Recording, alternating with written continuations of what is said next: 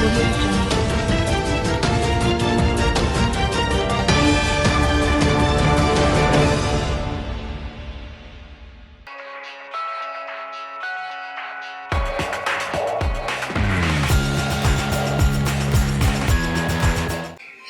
Maaf Ibu, bisa berdiri supaya jelas dan bisa melihat tamu yang lain. Baik, terima kasih atas kesempatannya. Saya Radina dari Dinas Pendidikan. Saya ingin bertanya terkait dengan SK. Bagaimana jika nama di SK berbeda atau misalnya kurang huruf, misalnya apa harus diperbaiki atau boleh memakai yang SK lama? Terima kasih.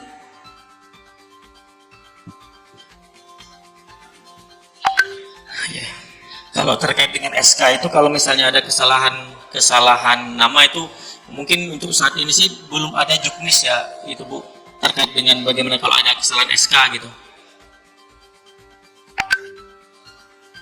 Jadi mungkin yang paling tidak disiapkan aja dulu SK yang sudah ada dulu. Nanti kalaupun misalnya SK itu harus dipakai, nanti paling untuk dokumen pelengkapnya itu ada surat keterangan yang menyatakan bahwa ada kesalahan dalam penulisan nama di SK itu. Nama yang seharusnya ini tapi tertulis di SK ini, paling gitu. Kayak dibuat model kayak apa ya? Misal ada kesalahan ijazah gitu kan. Kalau ijazah ada yang salah kan misalnya nama, nanti pihak kampus ada mengeluarkan surat keterangan ada kesalahan penulisan ijazah. Paling itu dokumen pelengkapnya, Bu. Bagaimana Ibu? Apa sudah jelas? Oke. Satu lagi pertanyaan untuk undangan di dalam gedung ini. Siapa yang ingin bertanya? Silakan Bapak Ibu.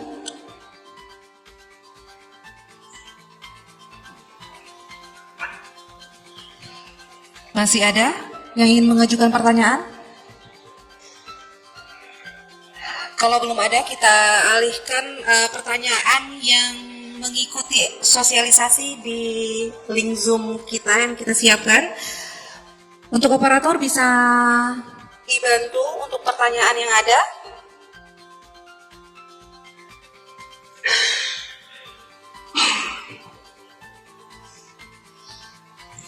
Bagaimana operator?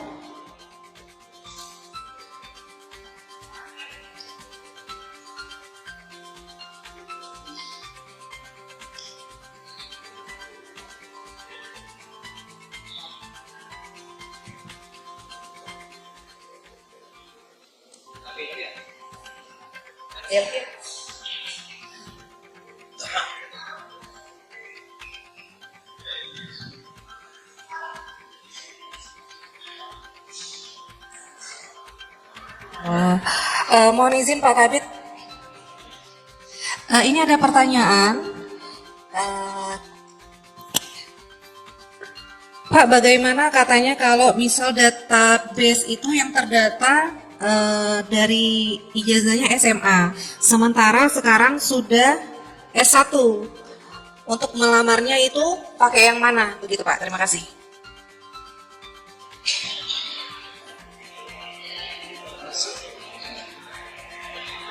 Yang penting pas waktu pelamaran itu formasi S1-nya itu tersedia gitu. Jadi kalau misalnya ada teman-teman yang pada saat awal pendataan database itu ijazahnya SMA, ternyata dalam perjalanan selesai kuliah dan ada ijazah S1-nya itu, dan kebetulan formasi untuk S1-nya itu ada, dipersilakan untuk melamar di formasi S1, tidak masalah. Baik, itu penjelasannya dari untuk peserta yang dari Zoom tadi. Bagaimana operator? Apakah masih ada pertanyaan yang ada di link Zoom? Oke, kalau begitu kita lanjutkan untuk peserta di gedung. Silakan Ibu.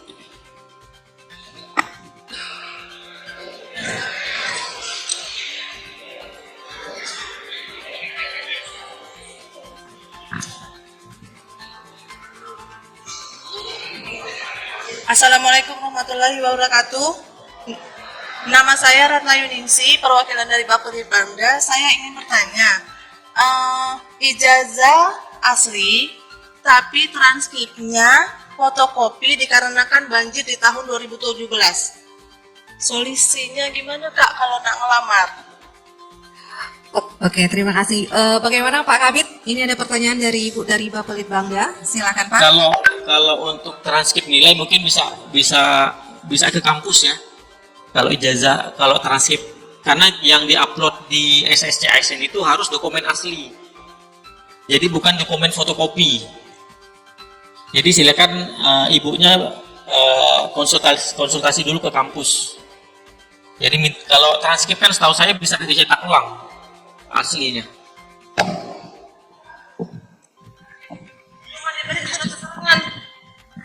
Surat keterangan dari kampusnya cuman mengeluarkan surat keterangan, tidak bisa mengeluarkan cetak ulang. Oh ya udah pakai surat keterangan itu, tapi yang diupload sebagai dokumen pendamping, misalnya kan di halaman pertama transkrip nilai yang fotokopi dan dilegalisir ya. Lembar keduanya itu surat keterangan dari kampus yang menerangkan bahwa untuk cetak transkrip itu hanya satu kali, jadi tidak ada cetak transkrip yang kedua. Itu aja sebagai dokumen pendukung.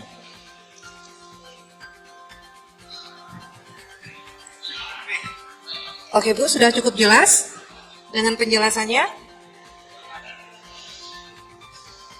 Untuk pertanyaan selanjutnya, disilakan. Ya, baik, terima kasih. Assalamualaikum warahmatullahi wabarakatuh. Perkenalkan saya Cecil Sukarman, perwakilan dari Bagian Umum Sekda Kabupaten Belitung Timur. Ada beberapa hal yang ingin saya tanyakan. Yang pertama, untuk tes P3K yang kemarin kan itu banyak yang tidak lulus seleksi itu. Nah, untuk yang selanjutnya ini apakah SK-SK yang kemarin itu kan itu harus diupload. Nah, untuk pegawai honorer yang bisa untuk ikut selanjutnya ini, itu kan banyak perubahan untuk menyesuaikan formasi.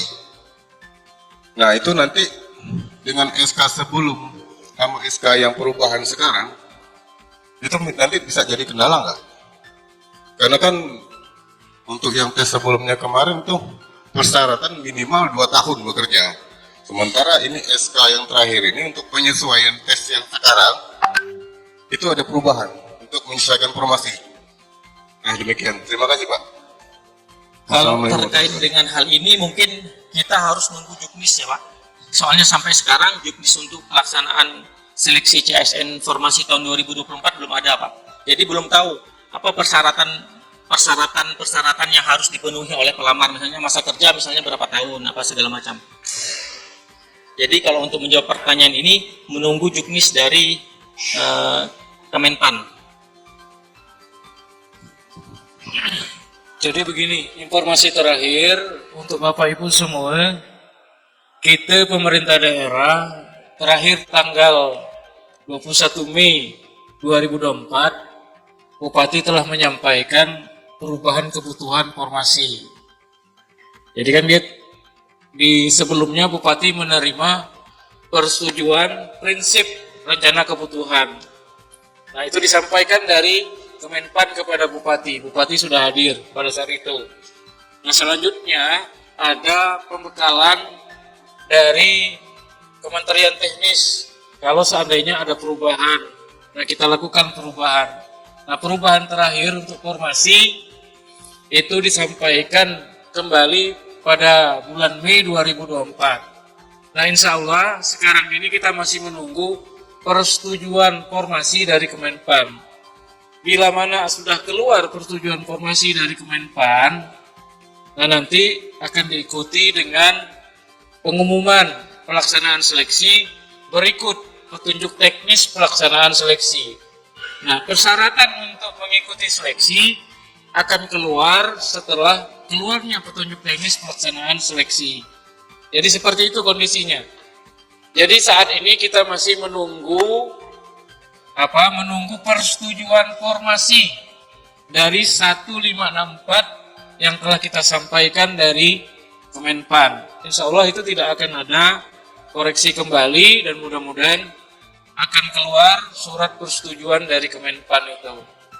Nah, kalau berdasarkan jadwal atau agenda tim seleksi pusat di bulan sebetulnya di akhir bulan ini itu sudah memasuki tahapan pengumuman formasi. Tapi sampai dengan saat sekarang ini kita masih menunggu. Yang baru keluar, yang sepengetahuan kami untuk persetujuan formasi itu baru pada tingkat kementerian lembaga. Pemerintah daerah sampai dengan saat sekarang ini belum ada, baik yang ada di provinsi maupun di kabupaten kota. Harapan kita segera ini dapat diumumkan atau disampaikan dari Kementerian PAN-RB untuk persetujuan formasi yang telah kita sampaikan tadi. Sementara seperti itu. Hanya saja karena memang kita harus menunggu dari Jakarta, kami mengambil inisiatif untuk melaksanakan sosialisasi terhadap praktek-praktek yang telah terjadi pada rekrutmen pegawai di tahun 2023, 2022, dan 2001. Nah, kita melihat pola yang sering terjadi itu karena apa misalnya? Mereka yang tidak lulus seleksi administrasi itu karena apa? Telah disampaikan dari Pak Kabid tadi, P2IK, itulah yang sering terjadi di dalam beberapa 3 tahun terakhir ini. Yang disampaikan tadi ada 2 tahun terakhir. Itulah yang terjadi. Nah, dengan pola yang sering terjadi macam itu, untuk yang 2024 ini, jangan sampai gitu. Jangan sampai terjadi. Jangan anggap seperti apa yang disampaikan oleh Pak Bupati ini, oh pandailah, itu pun enggak formal. Saya tidak percaya, jujur secara pribadi, saya yang ada sekarang mengampuh untuk urusan pegawai itu, kenapa harus setengah memaksa kepada kawan-kawan untuk melakukan kegiatan ini? Karena saya tidak percaya. Jujur saya tidak percaya. Formalitas itu jangan diartikan letter luck, formalitas enggak. Karena apa? Karena pendaftaran itu akan melalui aplikasi nanti, website SCSSN itu. Dan itu juga seringkali kalau berdasarkan pengalaman Nok Lala terjadi toh, ada kesalahan, ngupload lah, dokumen di-upload tidak teliti dan apa. Karena itulah kami mengambil sikap, inisiatif untuk melakukan, mengingatkan ini. Mun kata sensei aku dulu, biar well prepared. Jepang itu, dia nak jadwal agenda ke Jakarta misalnya, sensei itu. Itu persiapannya bukan minggu itu, 2 bulan, 3 bulan dia persiapan. Nah, berdasarkan praktik-praktik kurang baik tuh, kita contoh aja. Nah, kita ingatkan kawan-kawan, ini loh pola yang sering terjadi. Mendapat, mika jangan mengikuti pola yang salah ini. Nggak nyaman, belum bertempur, tahu-tahu administrasinya salah. Kami meyakini bahwa persoalan-persyaratan seleksi administrasi itu tidak akan jauh berubah dia. Kurang lebih akan macam itulah. Karena itulah kami memberanikan diri untuk mengingatkan kawan-kawan semua. Jangan lakukan hal-hal seperti ini. Dan jangan anggap remeh. Tidak ada yang formal itu. Kecuali adalah ketelitian pada diri kita masing-masing. Apa yang disampaikan oleh Pak Bupati dan Pak Kabid tadi, persiapkanlah. Kurang lebih dokumen itu tidak akan jauh berbeda. Pasti itulah. Nah, siapkan jauh-jauh hari. Kalau mereka yang merasa punya pendidikan S1, perlu misalnya ijazah kasus macam Rina tadi, persiapan aja. Oh, ada surat keterangan untuk backupnya. Kalau yang SMA mungkin ada kejadian 2017 ada banjir apa segala, datang ke Pak Indra di Dinas Pendidikan. Jangan kini minggu terakhir baru nak ica-icaan ngurus dokumen. Mendingan persiapkanlah dari sekarang. Ada yang misalnya aku lihat yang honor di Kecamatan Dendang. Aslinya mungkin bukan orang Dendang, tapi orang Bandung atau orang Tasik. Nah, kalau ada dokumen-dokumen terkait dengan sekolahnya misalnya, kemari ada di Tasik sana, siapa caranya persiapkan dokumen itu dari sekarang. Jangan sehari sebelum penutupan pendaftaran baru nak ngurus. Ya mohon maaf kalau yang gitu ya tidak bisa. Siapa yang tidak ada yang bisa menjamin bahwa akan dapat menolong gitu loh kalau sudah sistem. Semua akan menggunakan sistem. Nah itu karena itulah kita hari ini lakukan sosialisasi itu biar Mika kawan-kawan semua jauh-jauh hari sudah ada persiapan. Kita nandak bahwa duit yang dikeluarkan oleh negara untuk proses seleksi ini akan sia-sia gitu. Kenapa gitu? Sebagai orang yang pernah belajar ekonomi, melihat angka pertumbuhan bubble di triwulan pertama minus, artinya pertumbuhan itu tidak adil, malah minus. Nah kondisi kita, kalau persoalan timah belum kan selesai, tata kelola timah belum kan selesai, artinya itu yang menjadi motor penggerak ekonomi ini. Ke depan 2025 pun kita tidak optimis bahwa akan ada banyak perubahan. Nah, salah satu yang ada itulah peluang untuk rekrutmen pegawai. Duit pemerintah nih, duit daerah nih, silakan mungkin kawan-kawan yang di keuangan tanya. Tren untuk pendapatan dana transfer dari Jakarta untuk ke Belitung Timur itu trennya bukan naik, tend to decrease. Apa kata Pak Bupati tadi? Kita toh sampai sekarang akan melakukan penyesuaian anggaran yang ada. Banyak kegiatan-kegiatan yang harus kita kurangi. Nah kalau proses ini nih gagal, artinya kita juga turut menciptakan kondisi ekonomi kita 2005 akan gagal gitu loh. Karena itulah kita jauh-jauh hari sudah pikirkan ini. Kenapa jangan sampai gagal? Mungkin kawan-kawan tidak kepikiran sampai sejauh sana. Tapi mohon maaf ini ya, bukan istilah syarah. Hampir kawan-kawan yang masuk dalam database itu diam di Belitung Timur. Kalau duit pemerintah nih diberikan gaji ke Mika yang ada diam di Belitung Timur, duit dari Jakarta atau dibawa ke Belitung Timur, Mika belanjakan di bank kampung ini, artinya Mika akan mengangkat ekonomi sekitaran tempat Mika diam dari gaji Mika yang Mika dapat itu. Beda dengan CPNS. CPNS entah dari mana-mana. Nah karena itulah ini yang akan kita pikirkan juga ini. Ekonomi kita ini akan bergerak, salah satunya adalah belanja dari pemerintah. Belanja pemerintah itu dari apa? Dari belanja pegawai. Orang tuh kan tidak marah, PNS tuh kan tidak khawatir. Nah subak umpet yang ngurus nikah itu, TPP-nya akan tergerus karena ada penerimaan pegawai. Tapi bismillah, kita lakukan ini untuk sama-sama mengangkat kawan-kawan. Jadi jangan sampai terjadi 2022, 2023. Mika lihat kan datanya, ada peluang untuk bisa kawan-kawan masuk. Tapi belum apa-apa seleksi administrasinya lah gagal. Nah hari ini kami memberikan kesempatan untuk menyampaikan itu. Bukan kami sing tahu lah, bukan. Karena kami saking sayangnya dengan kawan-kawan yang tiap hari kita lihat gitu loh. Kita tahu kawan-kawan tiap hari datang. Tidak semua juga kita tahu kinerja kawan-kawan PNS itu bekerja baik. Kalau tidak ada tolong dari kawan-kawan dari pegawai Indonesia itu mungkin OPD tidak bergerak. Karena itulah kita, ayo sama-sama kita urus ini. Kita selesaikan ini biar tidak akan menjadi masalah di kemudian hari. BKPSDM memberikan ruang sosialisasi.